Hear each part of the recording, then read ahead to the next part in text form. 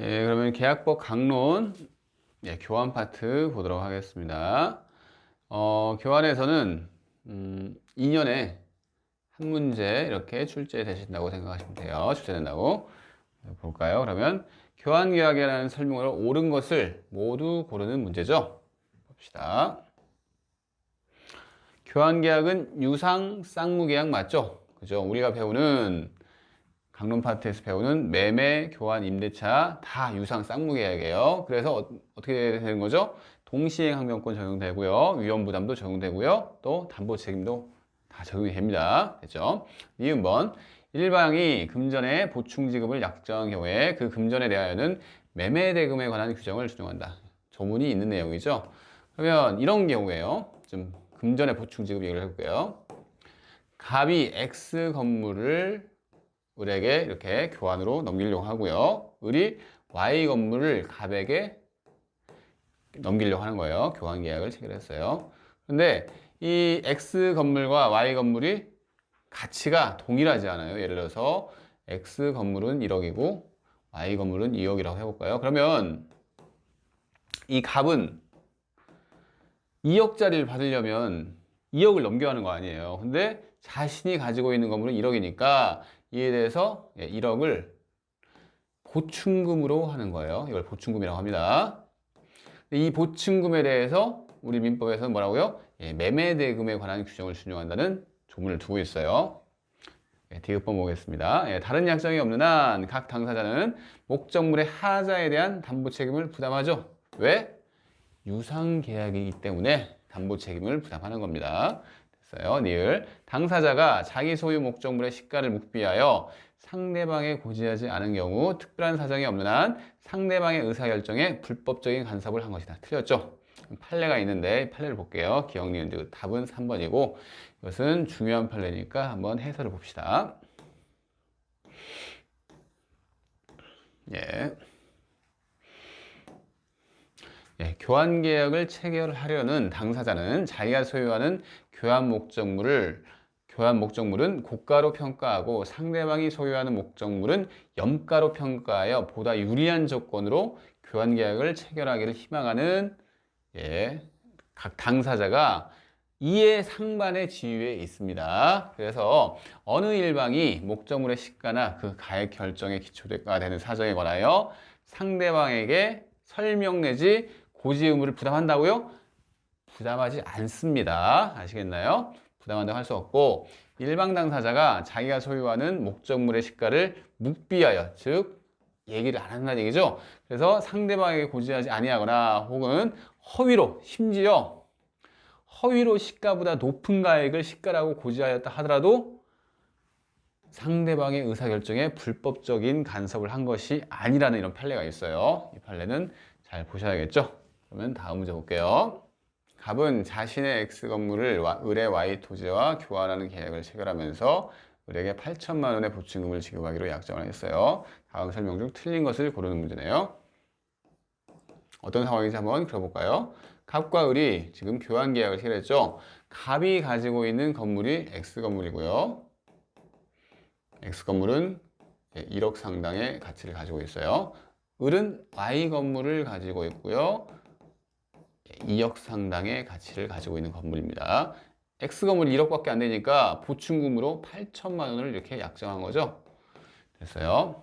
답 1번 지문. 갑과 을의 교환 계약은 서면의 작성을 필요로 하지 않는다. 그죠? 계약이라는 것은 구두 계약도 가능하고 서면 계약도 가능한 거예요. 일반적으로 서면 계약을 작성할 뿐이죠. 됐습니다. 2번. 을은 갑의 보충금 미지급을 이유로 교환 계약을 해지할 수 없다. 틀렸죠? 왜 틀렸죠?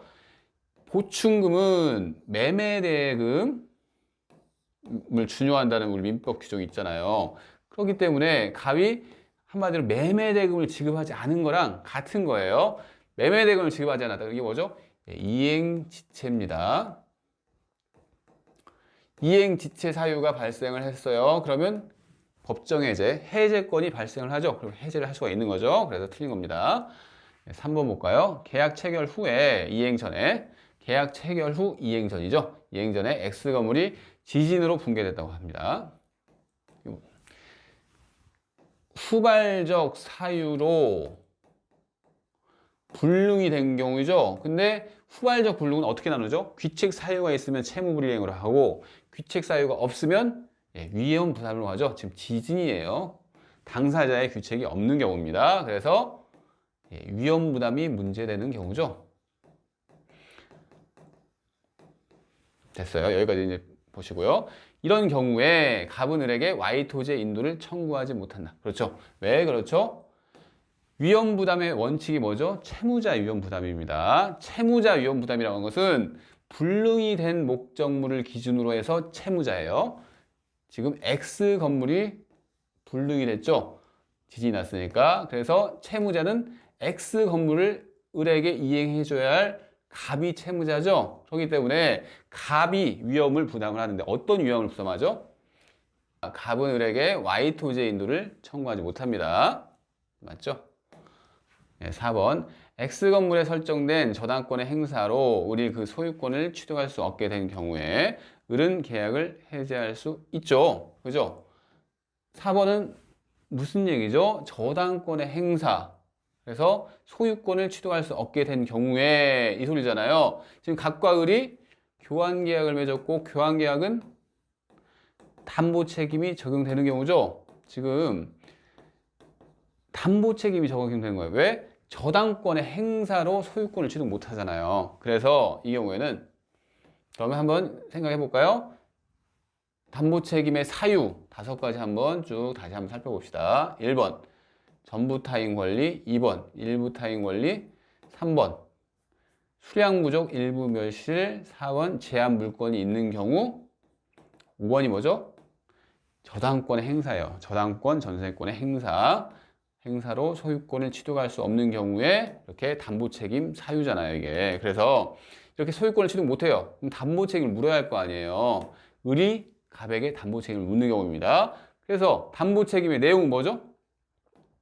계약 해제, 손해배상, 대금 감액 청구가 있는데 이 대금 감액 청구는 이 2번째, 3번째 사유만 해당이 된다고 했으니까 지금 우리는 5번째 사유죠. 5번째 사유 같은 경우에는 계약 해제, 손해배상만 청구할 수가 있습니다. 그래서 이 저당권, 전세권 행사는 또 이 둘 다 악의인 경우에도 가능한 경우입니다. 그래서 이 을은 계약을 해제할 수 있다. 즉 선이든 악이든 해제할 수가 있습니다. 맞죠? 5번 교환계약이 해제된 경우에 해제가 되면 그 효과가 뭐죠? 원상회복 의무죠? 이 원상회복 의무는 동시행 관계에 있습니다. 이건 조문이 있어요. 한번 확인해 드릴까요? 해설 5번 볼까요? 계약이 해제된 경우 원상회복 의무가 있고 원상회복 의무는 동시행 관계에 있는데 549조 보이시죠? 원상회복 의무와 동시행 됐죠? 다음 문제 볼게요. 3번 문제 볼게요. 갑은 자신의 X 건물을 을 소유 Y 토지와 서로 교환하기로 합의하면서 가액 차이로 발생한 보충금의 지급에 가름하여 Y 토지에 설정된 저당권의 피담보 채무를 이행 인수하기로 약정을 하였다. 다음 설명 중 옳은 것은? 이 문제는 느낌에 딱 봤을 때 좀 어려운 문제라는 느낌이 드네요. 뭐 이런 경우죠. 갑과 을이 X 건물, 갑은 X 건물이고 을은 Y 토지죠. 근데 이 구체적으로 나오진 않았지만 금액 차이가 있는 거예요. 그래서 가액 차이로 발생한 보충금의 지급에 가름하여 Y 토지에 설정된 피담보 채무를 갑이 이행 인수하기로 한 거예요. 즉 X 건물이 Y 토지보다 더 싼 경우죠. 그래서 Y 토지에 을이 다른 사람한테 이렇게 채무를 진 상태고 이 채무에 대해서 을의 채무에 대해서 갑이 그것을 인수하기로 했습니다. 이행 인수가 뭔지는 모르셔도 돼요. 뭐 채무를 이렇게 인수를 했나 보다 이렇게만 생각하시면 됩니다. 다음 설명 중 옳은 것을 고르는 문제예요.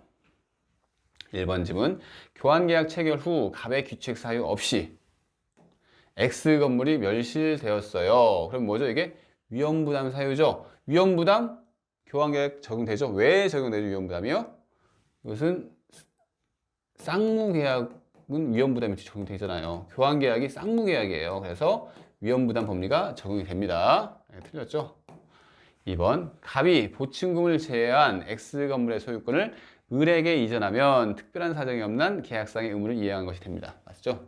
왜 맞냐면 만약에 지금 X 건물이 1억이고 Y 토지가 2억이에요.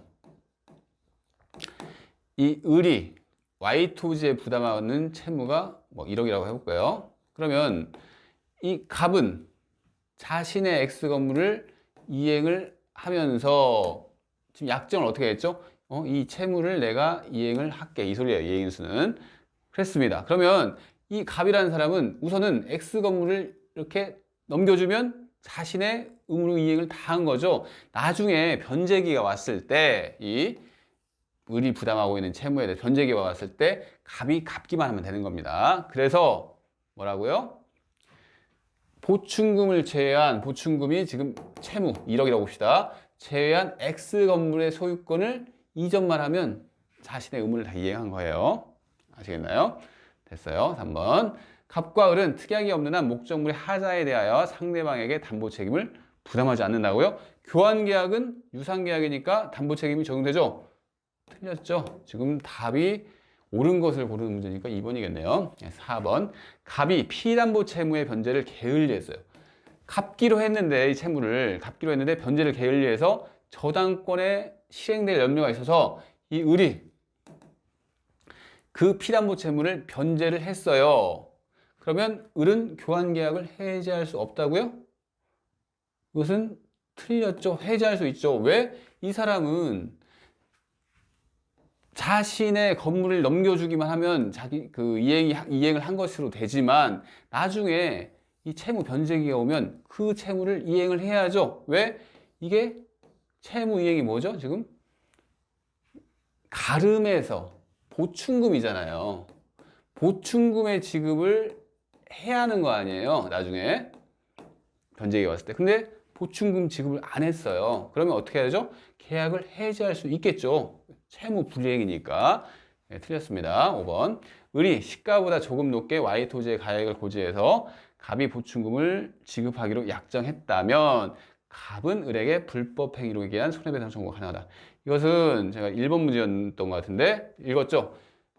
자기의 목적물을 좀 높게 평가를 했어요. 그리고 고지를 안 했어요. 이렇게 이런 경우라고 하더라도 교환계약에서는 문제될 게 없다고 했죠. 그 판례를 적용하면 되는 겁니다. 그래서 불법 행위에 의한 손해배상 청구가 가능한 거 아닙니다. 적법한 거예요.